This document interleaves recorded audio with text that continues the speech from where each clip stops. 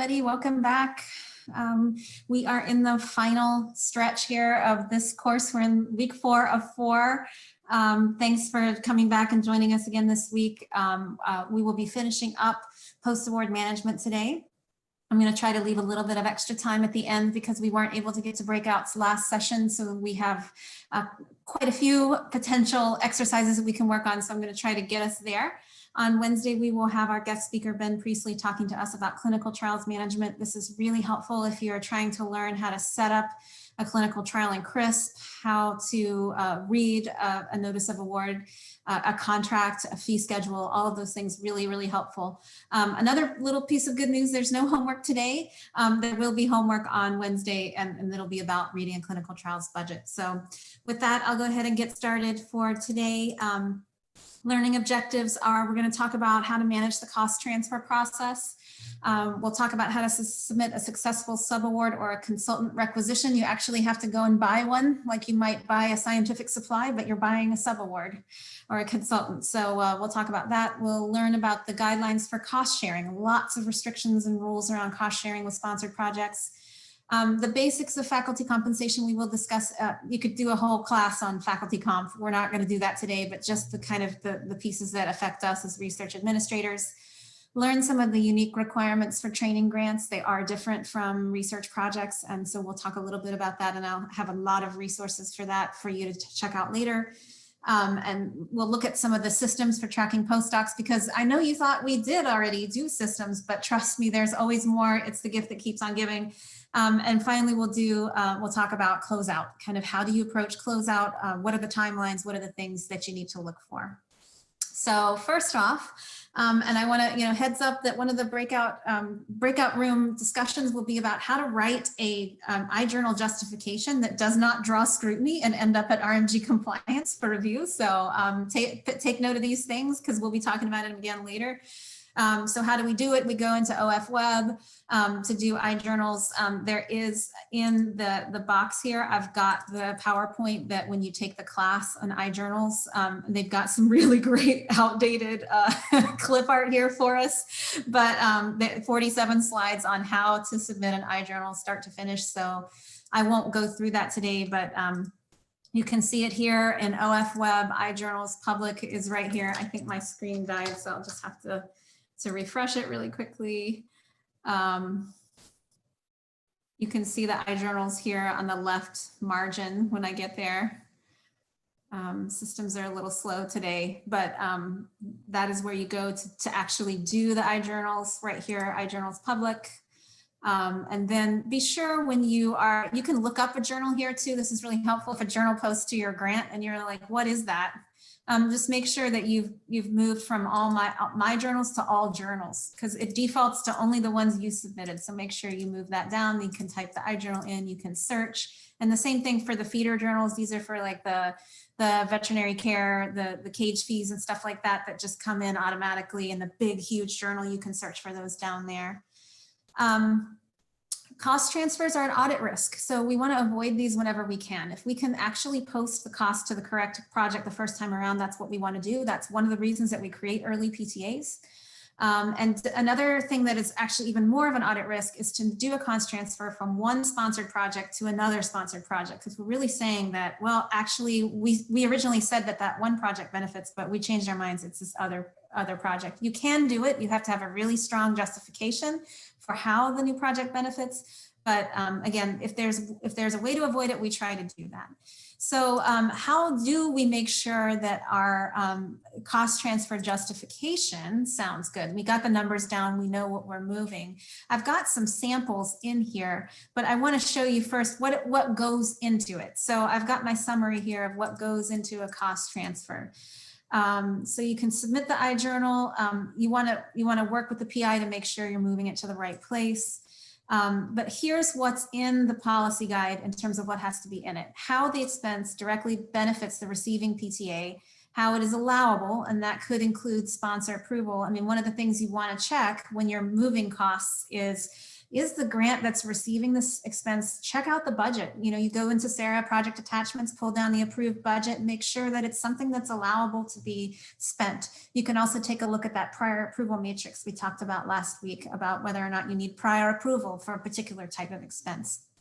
Another thing you want to look at is the allocation methodology. If you're transferring to multiple PTAs, you need to be able to attach a justification that shows how each PTA benefits and how you came up with the percentages that each one was benefiting. And it may not be, you know, 50-50 or 25-25, it may be some other amount, and that's fine as long as you've justified it and attached it. You also want to talk about the reason that the expense was charged incorrectly to the first PTA. Maybe there was a miscommunication in the lab. Maybe the PTA was set up late. Make sure you have a reason and that you have addressed that it's not going to happen again. So we found this problem and we've corrected it by doing the following, right? We've communicated clearly which PTA is assigned to which project to the person placing the order, or we have set up our PTA accurately so that now instead of having to charge an unrestricted fund, we can charge this grant going forward. And then talk about any delay for the timely processing of the transfer. Another thing I want to draw your attention to is any cost transfer of 10,000 or more, you're going to end up getting additional scrutiny. OSR is going to send it over to RMG compliance to take a look. If it's more than 10% of the total award, they're going to look at it. It doesn't matter when you do it. It doesn't matter if you have an 8-page justification. There's going to be additional scrutiny.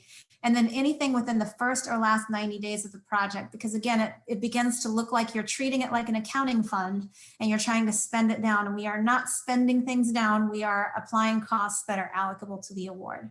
So lots of information about documentation that is acceptable to them. And there's information on the Do Research website about this as well. So with all of that, we do have some samples here. I actually come out to this. If I'm doing a cost transfer, I'll just take a look at these to kind of get me started, right? So, you know, I'm stating what I'm doing. I'm moving these costs for this project. It was necessary to do this prior to the beginning of year 4, so the task had not yet been created, right? So the transfer is necessary to correct the record to show that the task that was benefiting for that particular expense. It's reasonable, allowable as it complies with the policy. It's allocable as it directly benefits year 4, which is what that task was created for. And the principal investigator is aware of the transfer. This is important too. It's not just a decision that we made, you know, in our office somewhere, you know, without having any communication with the PI or the lab. So you want to make sure that you have all these elements. So we've got some here to do with travel and other things.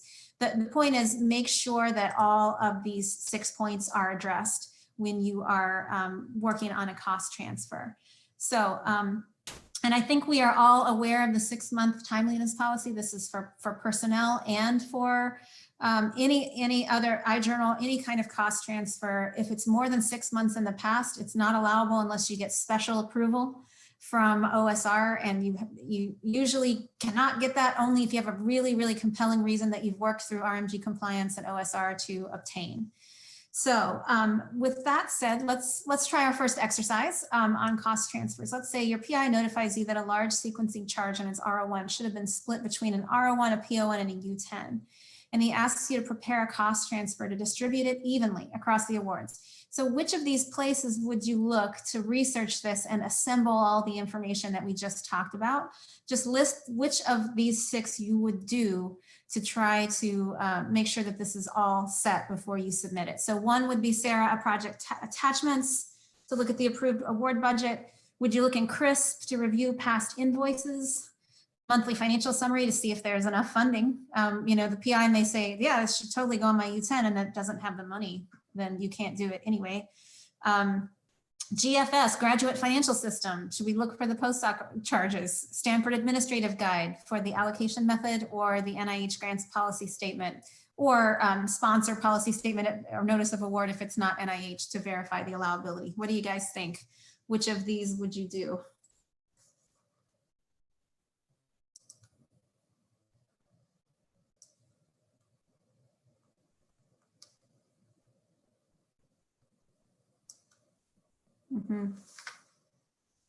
Seeing a lot of good responses here.